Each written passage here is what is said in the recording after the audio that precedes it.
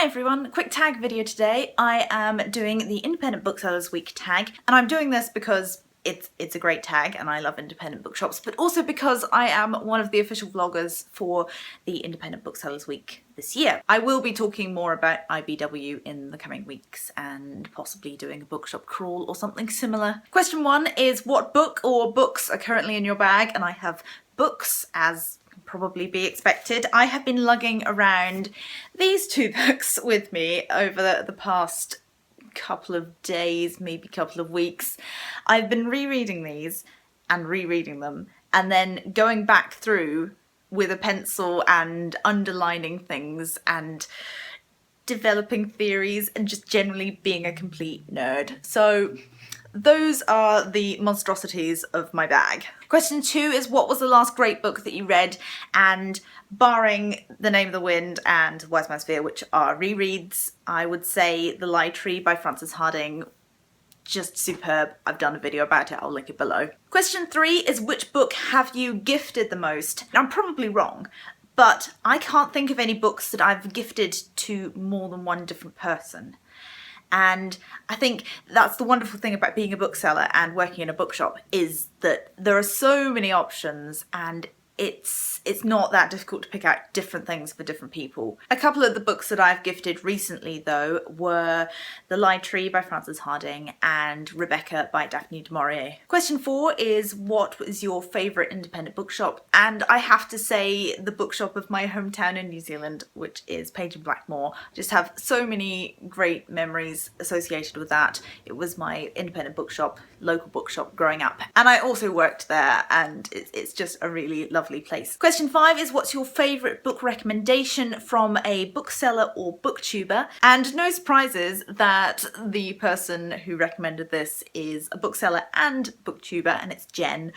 Of course, it's Jen Campbell, and she recommended Peter and Alice by John Logan, which is a play that I probably wouldn't have picked up and read had she not recommended it. This is definitely one of the best things I've read this year. Question 6 is a tricky one, and it is what is your favourite bookshop memory? I have so many great memories of events that I've been to at bookshops or that have been hosted by bookshops.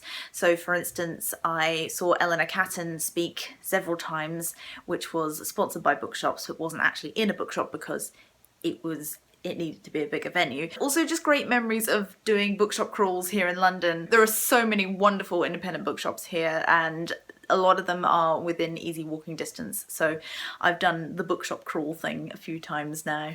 Question 7 is what do bookshops mean to you and what is so special about them? I think it's that they're safe spaces, they're quiet and tranquil, and they're places of knowledge and possibility. I mean, the wonderful thing about bookshops is that you can browse all the things and you can find stuff that you would never otherwise come across. And that's an experience that just cannot be replicated in a digital space. I love looking at all the different covers and seeing trends in design, and yeah, just seeing what new stuff is out there and what stuff is unusual and that I haven't heard of before. Question 8 is what are the books that have made you? I will one day get around to doing a video where I talk about the books that have influenced me in different ways.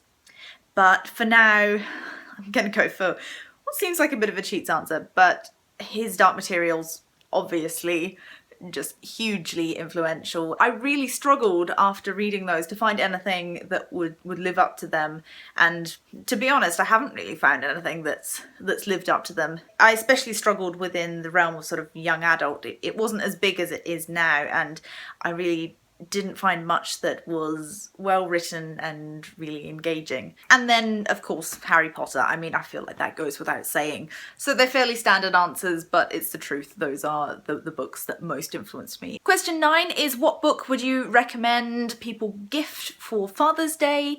And fathers are so difficult to buy for, and then of course you've got all different types of dads. It's something I struggle with, finding stuff for my dad, but luckily this book came out around the time of my dad's birthday. This book was just the perfect thing for my dad, at least. It might not be perfect for all of the dads, or many dads at all, to be honest. But it's The Noise of Time by Julian Barnes, and this is about the life of the composer Shostakovich.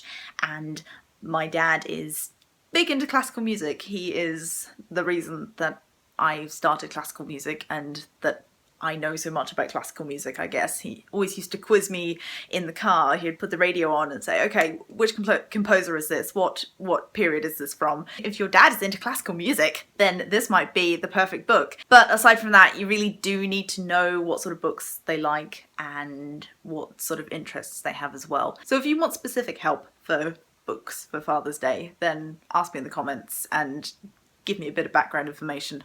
I'll see if I can help. The final question is, what book is currently at the top of your TBR pile? And I have this book here, which is just so beautiful. It's The Essex Serpent by Sarah Perry. Now, I have actually started reading this, but I still kind of feel like it is on my TBR pile because I haven't got that far with it and I haven't had a good chunk of time to just sit down and get into it. But I am really enjoying her writing so far, and the themes and things are all very interesting. It's another lady scientist book, and I mean, this cover is just goes above and beyond. So there we are, those are my answers to the Independent Booksellers Week tag. I'm going to tag you. I'm going to be really lazy. If you don't make videos, then put answers to some of the questions in the comments below, because I think it's a fun tag and it's interesting and I would like to hear people's bookshop memories and things.